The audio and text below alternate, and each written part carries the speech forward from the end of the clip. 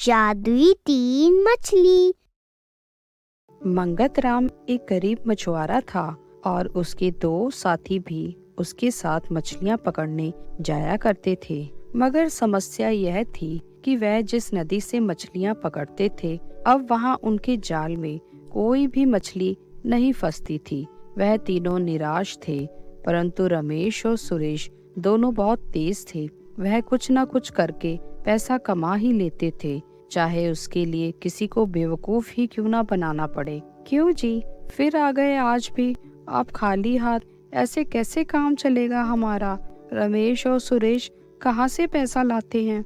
वह भी तो तुम्हारे साथ ही जाते हैं, और तुम तो मुझे और मेरे बच्चों को भूखा ही मार डालोगे। कैसी बात करती हो? मैं कोई जानबूझकर खाली हाथ आता हूँ? सारा दिन कोशिश करता हूँ, परंतु अब नदी में कोई मछली बची ही नहीं, तो मैं क्या करूँ? मुझे कुछ नहीं पता। जाकर आप कोई नई जगह खोजो जहाँ मछलियाँ आसानी से मिल जाएं। हाँ, तुम ठीक ही कहती हो। कुछ तो नया ढूंढना पड़ेगा, नहीं तो हम भूखे ही मर जाएंगे। अगले दिन मंगतराम अकेले ही जंगल की ओर निकल पड़ता है। वह वहां पहुंचकर देखता है कि एक छोटी सी झील है। उसने देखा उस झील में तो बहुत सारी मछलियां हैं। यह देख उसकी खुशी का ठिकाना नहीं रहा। जैसे ही उसने अपना जाल पानी में फेंका तो उसमें 3 सुंदर मछलियां फंस गई। तीनों बहुत ही अलग और सुंदर थी। अरे वाह, ये हुई ना बात। इतनी सुंदर और बड़ी मछलियां हाथ लगी हैं आज तो मैं पूरे दिन में अच्छी कमाई कर लूंगा। नहीं, ऐसा मत करना, हमें मत मारना, हम पर दया करो। कौन बोला ये सब? हम तुम्हारे सामने ही तो हैं, इस तालाब की मछलियाँ जिन्हें तुमने अभी अभी पकड़ा है। क्या तुम मछलियां बोलती भी हो? हाँ, यह हम तीनों मछलियाँ इसी तालाब की रानी हैं और हम जादुई मछलियाँ हैं। तुम हमें छोड़ दो। अगर तुम्हें छोड़ दूंगा तो मैं अपने बीवी बच्चों को क्या खिलाऊंगा? मुझे यही एक काम आता है। अगर तुम हमें छोड़ दोगे तो तुम इस झील से जितनी चाहे मछलियाँ पकड़ सकते हो, पर याद रहे, अगर तुमने किसी और को इस बारे में बताया तो तुम्हें भी एक भी मछली नहीं मिलेगी। आपका बहुत बहुत धन्यवाद। मैं कभी किसी को इसके बारे में नहीं बताऊंगा। मंगतराम उन जादुई मछलियों को छोड़कर वापस घर की ओर चल देता है।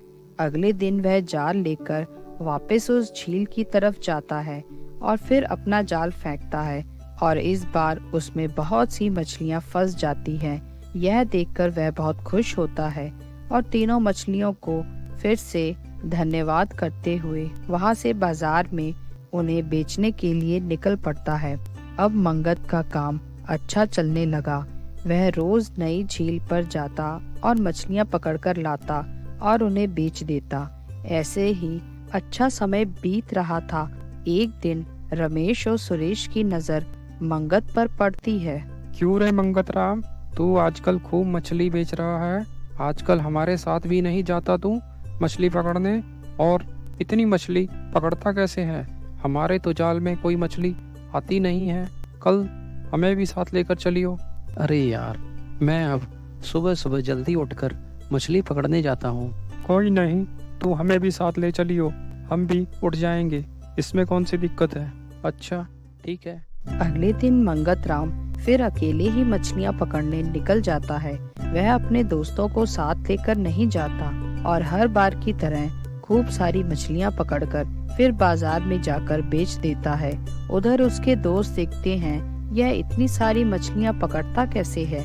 जरूर कोई राज है, इसीलिए यह हमें साथ लेकर नहीं जाता।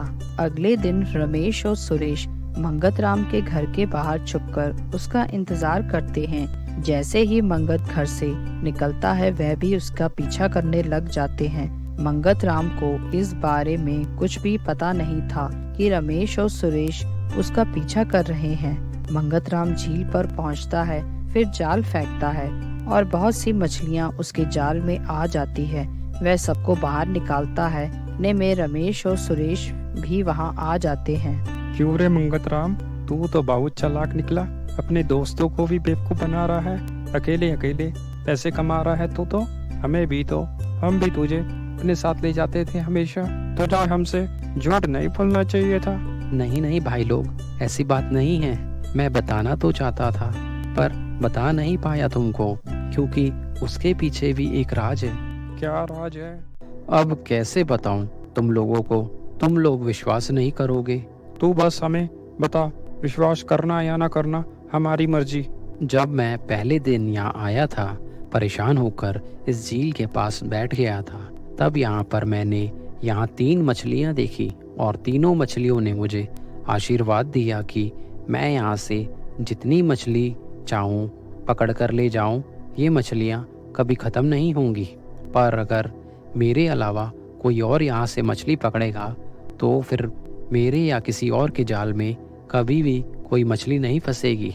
यह सब जादुई मछलियाँ हैं, तुम्हें नज़र तो आएंगी पर तुम पकड़ नहीं पाओगे इनको जाल से भी। वाह रे मंगतराम, तू हमें सही बेवकूफ़ बना रहा है। तू अकेले ही यहाँ की सारी महंगी महंगी मछलियाँ बेचना चाहता है ताकि हम दोनों भी कोई पैसा ना कमा सकें, पर हम तेरी बात बिल्कुल नहीं मानेंगे। तूने जो करना है कर ले। नहीं रमेश सुरेश, मैं सच बोल रहा हूँ। अगर तुम्हें मेरी बात पर विश्वास नहीं है तो कल से मैं जितनी भी मछलियाँ पकड़ूंगा उसकी आधी मछलियाँ मैं तुम दोनों को दे दूंगा। रमेश और सुरेश, मैं जानती हूँ तुम दोनों को बहुत लालची हो, जबकि मंगतराम एक नेक इंसान है, इसीलिए वह हमारी मर्जी से इस झील से मछलियाँ पकड़ता है। अगर तुम लोगों ने कोशिश भी की तो तुम लोगों के जाल में कोई मछली नहीं फंसेगी। अरे सुरेश, यह मछली तो बोलती भी है।